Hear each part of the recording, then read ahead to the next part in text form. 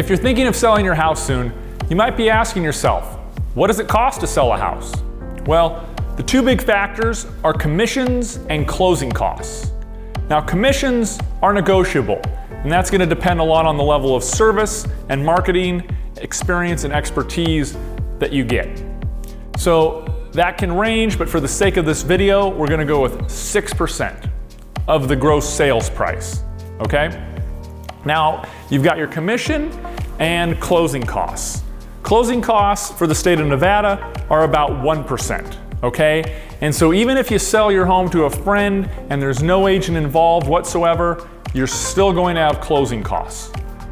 So what exactly is in the 1%? Well, the big three are transfer tax, title insurance, and escrow fees. Transfer tax is $5.10 per thousand. So if you're selling a home for $1 million even, that's going to be $5,100 in transfer tax that goes to Clark County, in this case. So who pays that? Well, it's usually the seller, okay? Sometimes on new construction deals, the builder will put that on the buyer, but what's customary in Las Vegas and Henderson, Nevada is that the seller pays. Next up, you have escrow fees, okay? Now the escrow company is the impartial third party that handles the paperwork and the money for both sides. So on the buyer's side, they're going to help the buyer, sign all their loan documents and bring in their down payment, their loan proceeds, and they're going to collect the money on the buyer's side. On the seller side, they're going to have the seller sign their deed and their other estimated closing paperwork. And when all the money is there and the seller paperwork is there, the title company records in the buyer's new name, so the title is now in the buyer's name, and the seller gets their money. That fee is normally split 50-50 between the buyer and seller. And the next one is title insurance. The exact dollar amount is going to depend on the sales price and the type of policy. And the basic definition of title insurance is that you're guaranteeing clean title for the new buyer. So if some contractor comes back and claims they weren't paid for some repairs, or there's another person that claims they were part owner of the property, that buyer is not at risk because that insurance policy will either pay for the litigation to defend the title or pay them off, so to speak. So those three really make up the meat of that 1%. However, there are some additional costs.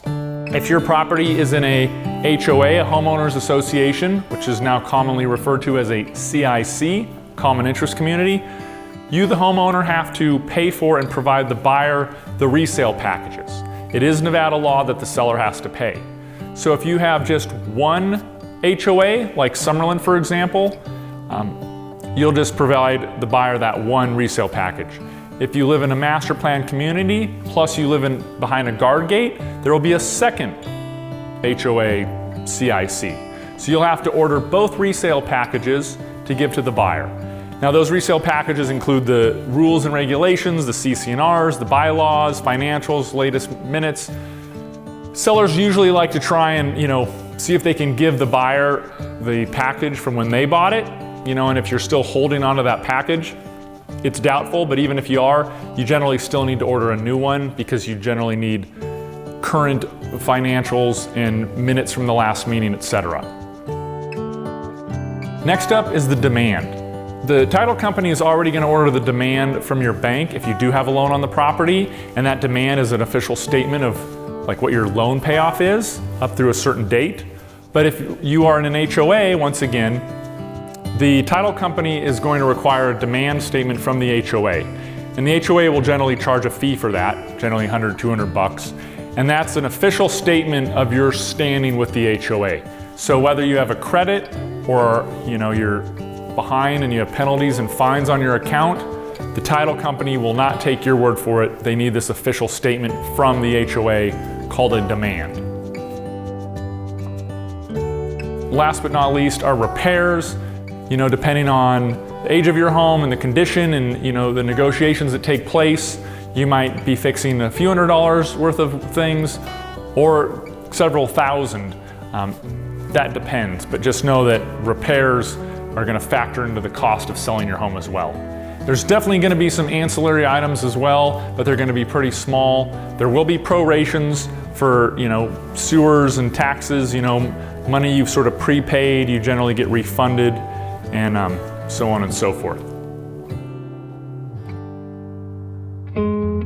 So, you might be saying to yourself, that's great, but I really need to see the hard numbers, what's it going to cost to sell my house? And so, I would recommend that if you have an agent picked out already or you're interviewing agents, ask them to put together an estimated net sheet based on a specific sales price. And what they can do is actually itemize everything to really give you a really good idea of what you're going to get from the sale of your home. We take it a step further, and every time one of our listings gets an offer, we will put together an estimated net sheet for our sellers to look at along with the offer. So our seller can understand, what is this buyer really offering? Are they asking for a home warranty? If so, how much are they asking the seller to pay? Are they asking for help with closing costs? So we put together an estimated net sheet for every offer that we receive for our clients, and it's a real nice way to understand what you're going to net from the sale. If you'd like me to answer the question specifically for you, for how much does it cost to sell a house, give me a call at 702-442-1150 or email me, rob@robjensen.com.